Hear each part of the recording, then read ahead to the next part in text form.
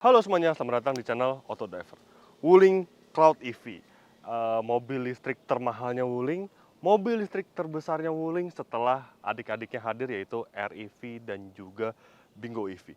Kami sudah membuatkan video first impression sebelumnya dan kali ini kami akan fokus kepada rasa berkendaranya, kemudian bagaimana performanya, dan bagaimana soal range serta konsumsi energi dari mobil ini.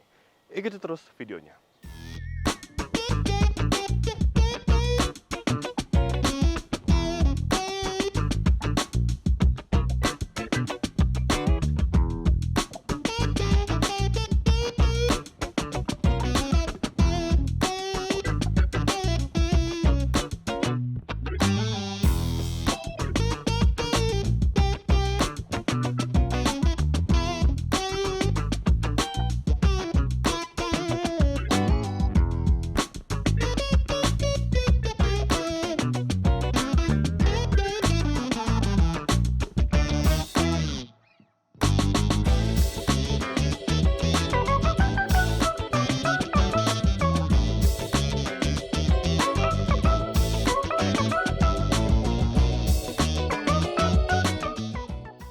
Ya, sebelumnya kami sudah membuatkan video first impression-nya ya waktu itu di-review oleh Mas Fitra. Anda bisa klik linknya di atas.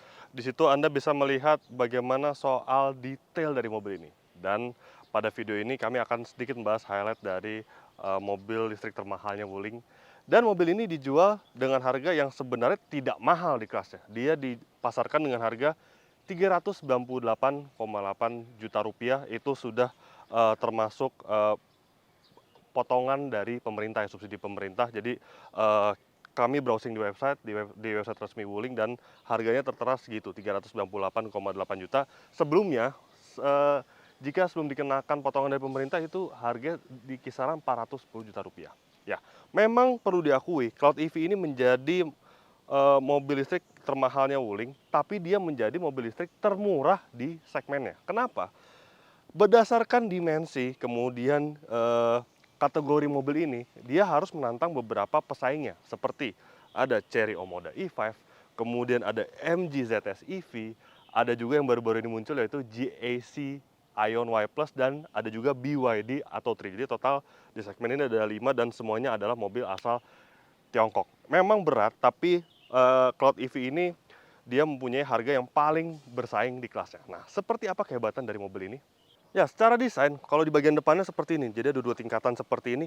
Guratan-guratan ini sebenarnya mirip dengan Wuling REV. Jadi ada dua tingkat di sini dan di bagian sini. Kemudian di bagian sampingnya bisa dilihat desainnya juga keren, juga futuristik.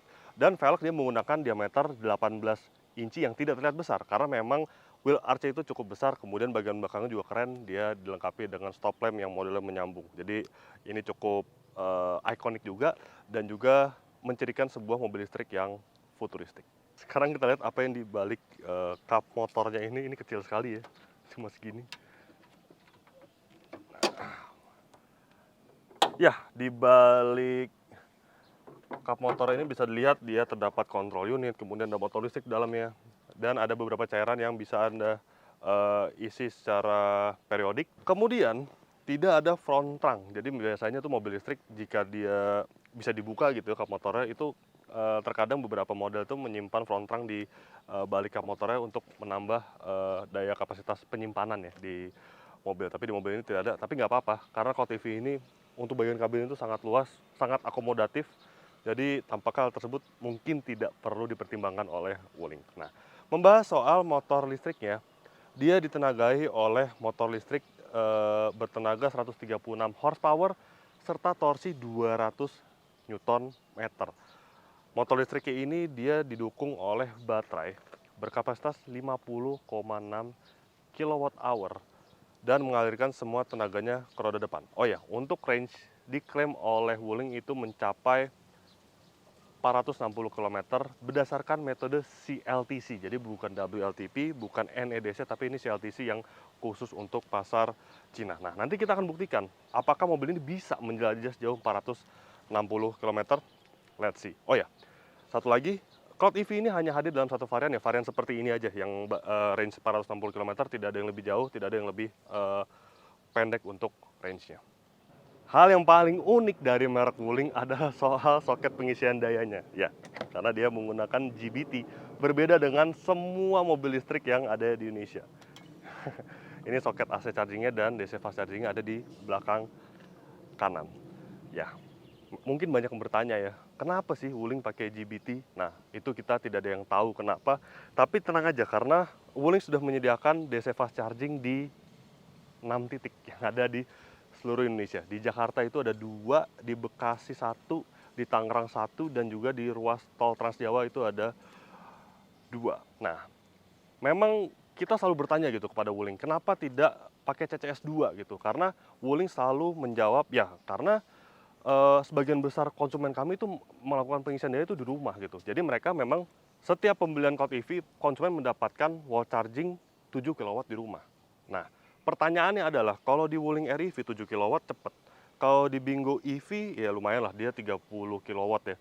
Di mobil ini 50 kW. 7 kW itu untuk mencapai 50 kW untuk dari 10% sampai 100% tuh tampaknya butuh waktu yang cukup lama gitu. Jadi rasanya, ya kenapa sih pakai GBT gitu loh? Kenapa nggak CCS 2 gitu biar sama dengan yang lain?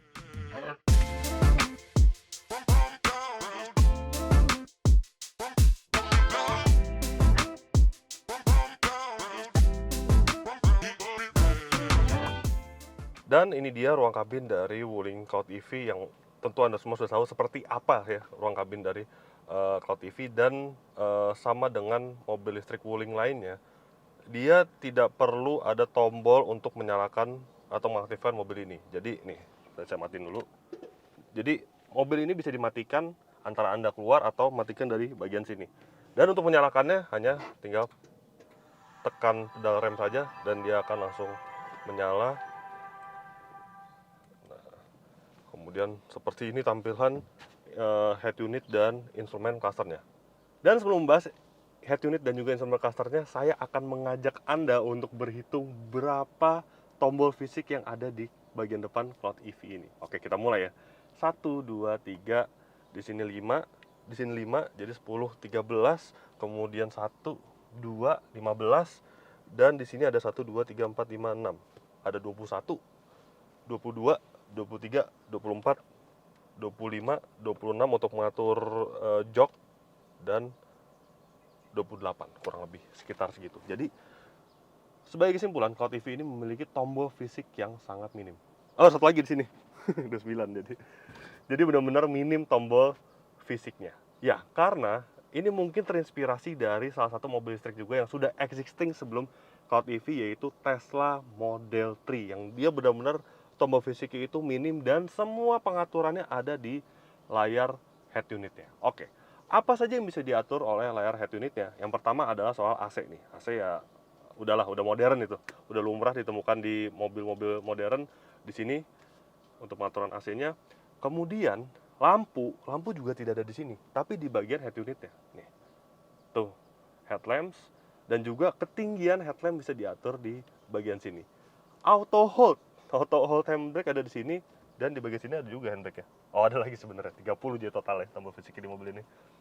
Kemudian ini untuk membuka bagasi, dia sudah dilengkapi dengan power tailgate dan diletakkan juga di layar entertainment ya. Kemudian masih ada lagi yang bisa diatur dari layar head unitnya. Spion. Jadi spion tidak ada tombol fisik di bagian sini, di bagian dashboard atau di bagian door trim, tapi ada di bagian head unitnya. Jadi misalkan left mirror, pilih, kemudian di manakah untuk mengatur spionnya? Di bagian sini. Jadi diatur di setirnya nih, di tombol lingkar kemudinya. Kemudian ada juga untuk melipat spion di sini juga. Tuh, dia terlipat. Ya, memang mobil modern tuh banyak yang mengadopsi skema seperti ini. Jadi tombol fisiknya minim supaya terkesan ruang kabin tuh minimalis dan terkesan futuristik. Tapi itu menjadi hal yang pro dan kontra aja. Karena salah satu lembaga uji tabrak yaitu Euro NCAP malah menganjurkan mobil-mobil modern itu kembali dihadirkan tombol fisik yang banyak gitu. Karena kerap kali pengaturan semua di layar head unit seperti ini itu bisa mendistract pengendara ketika mengemudi gitu. Tapi ya, we'll see. Nanti kita mobil di masa datang seperti apa gitu. Dan untungnya mobil ini dilengkapi lagi dengan fitur andalan dari Wuling, yaitu WIN atau Wuling Indonesia Command yang bisa melakukan perintah suara dengan bahasa Indonesia yang tidak ada di adiknya, yaitu Wuling Bingo EV. Di Cloud EV ini hadir lagi. Halo Wuling. Halo. Buka jendela kanan. Oke, membuka jendela kanan. Bisa ya, ini fitur yang jadi kuncian Wuling ya sebenarnya, karena cuma dia yang bisa menerapkan bahasa Indonesia. Ya, kemudian kita balik ke head unitnya ya. Dia cukup lengkap dan untungnya meski dia minim tombol fisik, tapi untuk pengaturannya semua tuh gampang gitu. Jadi nggak ribet, mudah diakses, dan simple gitu. Kemudian menu nih, menu ada 360. Nah, mobil ini dilengkapi juga dengan kamera 360.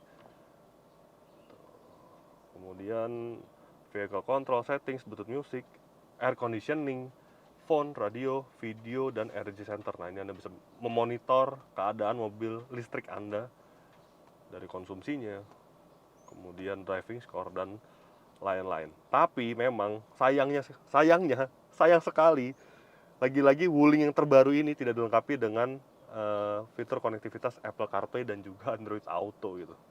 Kenapa ya? Oke, lanjut ke instrument cluster. Instrument clusternya dia ya mirip-mirip dengan Bingo EV dan juga REV, dan untuk infonya nggak terlalu banyak memang. Jadi ada trip, odo, kemudian ada tire pressure monitoring system, dan ada juga motor speed, voltase, dan current ampere. Ini yang juga unik karena hanya ditemukan di mobil listrik Wuling. Di mobil lain nggak ada. Mobil listrik lain tuh lebih menampilkan konsumsi energi, kemudian informasi lain yang biasanya juga ditemukan di mobil-mobil pada umumnya. Di sini agak kurang umum gitu. Nah, salah satu hal yang dijagokan oleh Cloud EV adalah ruang kabin yang sangat lapang. Iya benar. Jadi bisa lihat bagian belakangnya ini lantainya rata, kemudian ruang kaki juga sangat lega. Waktu itu sudah di-review oleh Mas Fitra ya. Dan untuk bagian sandaran jok belakang itu bisa direbahkan hingga 135 derajat. Dan tempat penyimpanannya pun juga sangat banyak. Di bagian sini cup holder aja ada 3 gitu. Kemudian bagian tengah ini ada tempat penyimpanan terbuka, konsol tengah yang sangat besar, tertutup, dan di bagian bawah ada lagi konsol tertutup yang sangat besar. Dan di sini ada 2 buah USB slot Type A ya, belum Type C, tapi ini good job sekali ini untuk pemanfaatan daya kabin ini sangat baik. Ya karena dia mobil listrik, harusnya seperti ini memang, mobil listrik yang dedicated ya. Dan juga jagoannya adalah joknya yang nyaman, karena dia menggunakan jok yang tipe sofa kalau menurut Wuling. Ya empuk sih empuk, tapi kalau soal nyaman, rasanya ada jok yang lebih nyaman dibandingkan ini. Empuk tapi belum yang sampai sangat nyaman, cukup nyaman lah kurang lebih ya. Dan untuk, oh ya, bagian kabin ini bisa lihat ini sangat lega sebenarnya. Padahal dimensi mobil ini hanya 4,2 meter untuk panjangnya, yang artinya setara dengan BYD Dolphin. Itu BYD Dolphin juga panjangnya sekitar 4,2 meter, tapi rasanya memang sangat lega. Mungkin dia dari segi lebar memang berbeda. Kemudian dashboard benar-benar panjang sekali ya. Kemudian sini ada 2 buah cup holder nih. Cup holder yang keren juga sih. Sebenarnya desain dashboard ini keren sekali loh. Entah kenapa ya, panjang, terus ada wood panel seperti ini, keren, minimalis, dan juga futuristik gitu. Dan untuk material, nah, ya seperti biasa lah, mobil 400 jutaan, 300 jutaan gede itu wajar menggunakan material seperti ini. Tapi secara estetika ini keren, karena bisa dilihat bagian sini nih, ada aksen seperti ini, dan bagian depannya ada handle pintu. Handle pintu besar dan terlihat menjadi satu dengan komponen yang bagian sini. Kemudian permainan warnanya juga cukup keren. Ini warnanya seperti rose gold ya, bagian sini dan juga bagian speakernya. Dan soal posisi berkendaranya, well, ini keren, kami bisa bilang, karena dia bisa teleskopik dan tilt, enak sekali, dan joknya elektrik, bisa diatur cukup leluasa, baik maju mundur, kemudian sandarannya, meski dia tidak ada memory seat ya. Dan ini posisi berkendaranya ini terbaik yang pernah ada, yang pernah diciptakan oleh Wuling. Ini paling ergonomis, meski ya perlu diakui tidak seergonomis mungkin merek-merek mobil lain ya. Tapi untuk Wuling ini yang paling ergonomis. Kalau sebenarnya kalau boleh jujur kurang sedikit mundur setirnya, kemudian posisi joknya juga kurang rebas dikit sekali. Tapi ya nggak apa-apa lah. Ini nilai plus juga. Ya udah.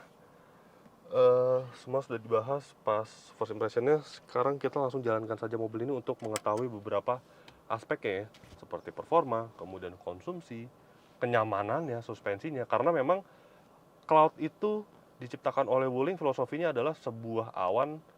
Jadi seperti menaiki sebuah awan gitu katanya Wuling. Oke. Let's go.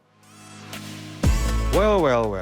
Apakah mobil ini benar-benar nyaman sesuai dengan namanya yang memiliki makna awan?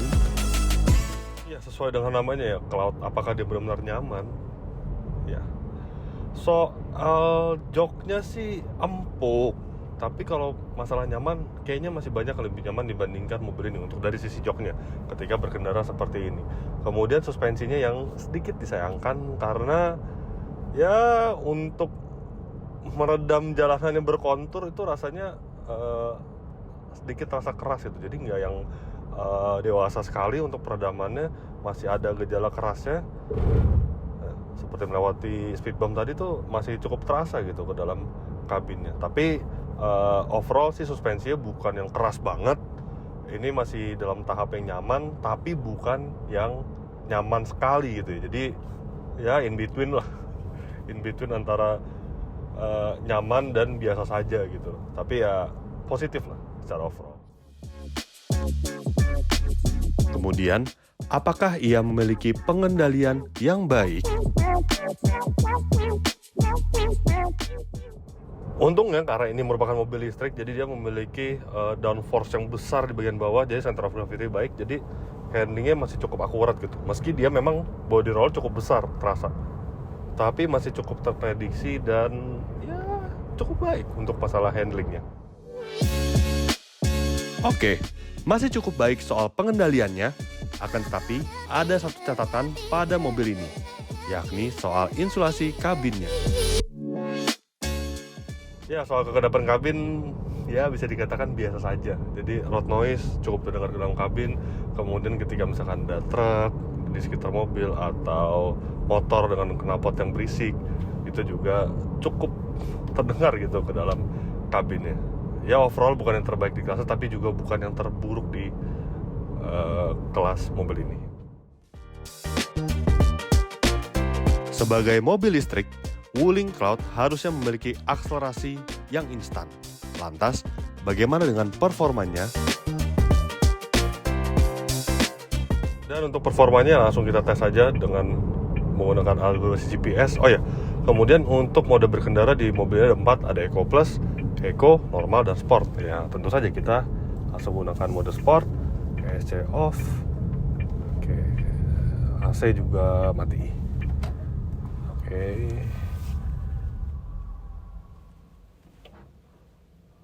Langsung saja go. Dia tenaganya tuh gradual gitu, jadi nggak yang menyentak, tapi kuat tenaganya ini. Oke. Tuntas 0 sampai 100 km per jam. Cloud EV ini berhasil menuntaskan dalam waktu 9,5 detik. Wow, artinya pencapaian yang sangat baik untuk sebuah mobil listrik Wuling. Dan ini merupakan mobil listrik Wuling paling bertenaga yang ada di Indonesia saat video ini dibuat. Tapi memang untuk tenaganya dia juga, iya kami suka dengan tenaganya. Karena bukan tipe mobil listrik dengan tenaga yang meledak-ledak gitu ya. Bukan tenaga yang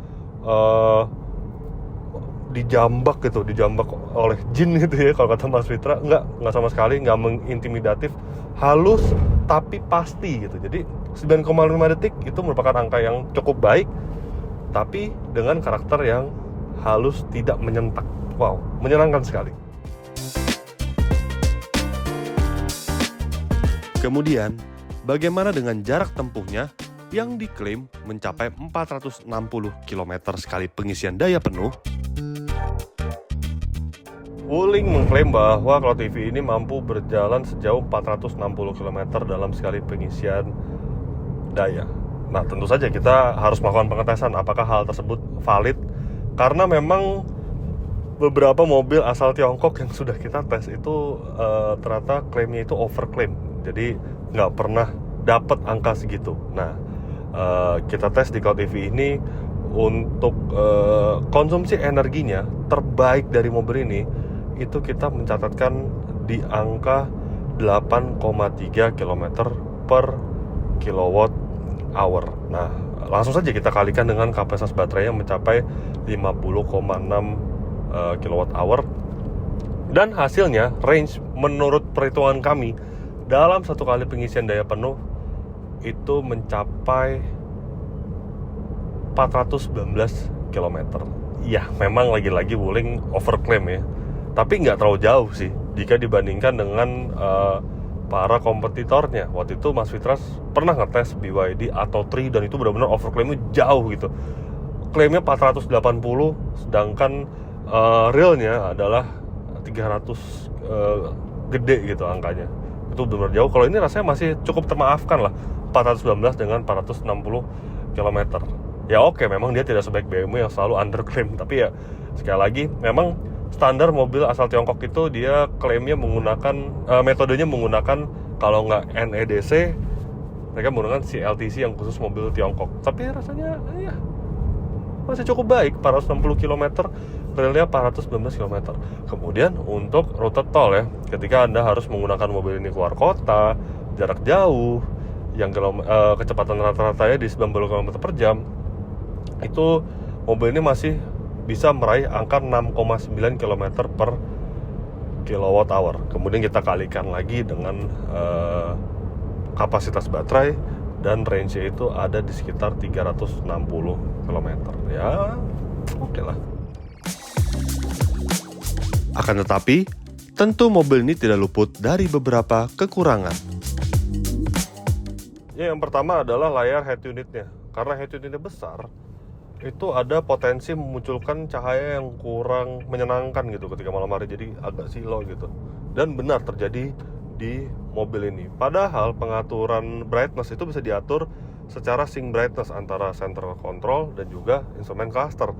Udah di set paling rendah gitu ya, tapi malam hari tetap agak kesilauan gitu. Mesti bisa di set lebih gelap lagi. Kemudian yang kedua adalah ini nih, USB banyak sebenarnya, ada 3 totalnya, depan 2, belakang 1. Tapi semuanya tuh Type A, nggak ada Type C. Padahal smartphone modern itu kebanyakan sudah menggunakan USB Type C. Jadi harusnya disediakan lah USB Type C itu. Nah, ketika Anda menaiki sebuah mobil listrik Wuling, yang agak membingungkan itu adalah AC-nya. Jadi untuk pengaturan suhunya dia tidak disajikan berapa derajat yang kini ditemukan di mobil modern ya. Jadi hanya low, 2, 3, 4, 5, 6 hingga high. Nah, jadi bingung gitu. Ini yang high ini dingin atau panas gitu. Tapi untungnya dia disajikan skenario mode. Jadi kalau misalkan Anda merasa kepanasan, tinggal skenario mode, dan cool mode. Tuh dia langsung mendinginkan secara otomatis. Dan ada 3 totalnya ya. Cool mode, rain mode, dan juga fresh mode. Dan juga, Wuling Cloud ini ternyata punya beberapa detail menarik.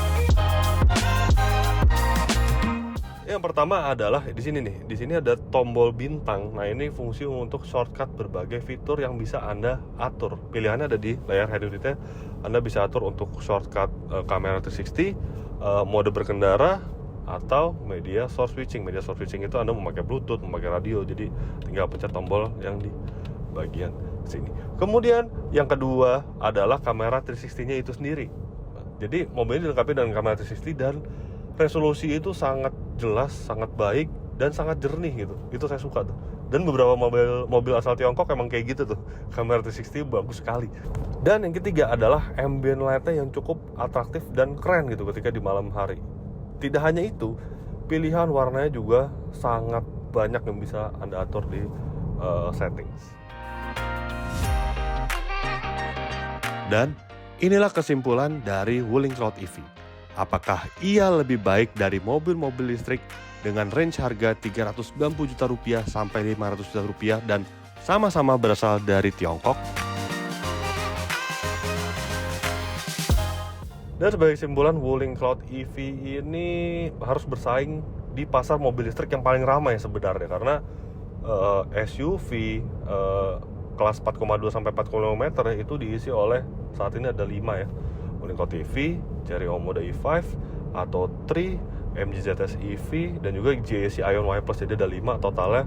Tapi Cloud EV ini dia punya nilai jual tersendiri, yaitu harganya sangat murah di kelasnya ya. Itu selalu jualannya Wuling ya, harga yang sangat kompetitif.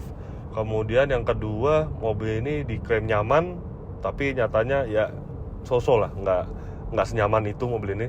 Kemudian yang ketiga, soal range, soal performa itu kami nilai sangat positif, karena dari segi range mindsetnya hanya sedikit. Kemudian dari segi performa ini sangat positif.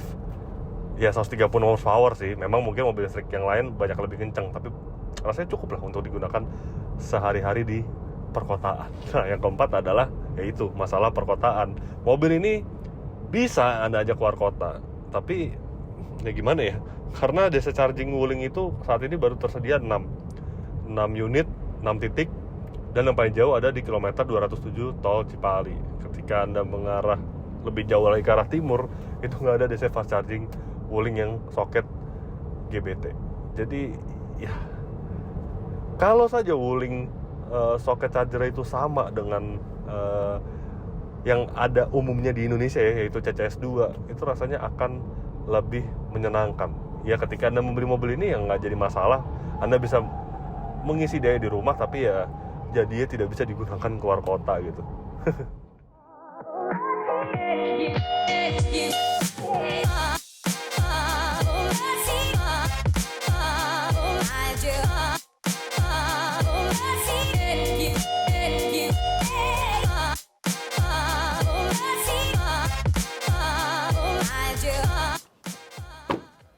Oke, jadi begitulah hasil review lengkap kami terhadap Wuling Cloud EV. Klik like jika Anda menyukai video ini, subscribe bila Anda belum, dan jangan lupa juga untuk isi kolom komentar di bawah. Main juga ke website kami di www.autodriver.com, dan jangan lupa juga untuk download aplikasi kami di Google Play Store. Terima kasih sudah menyaksikan video ini, dan sampai jumpa di video-video kami selanjutnya. Bye-bye.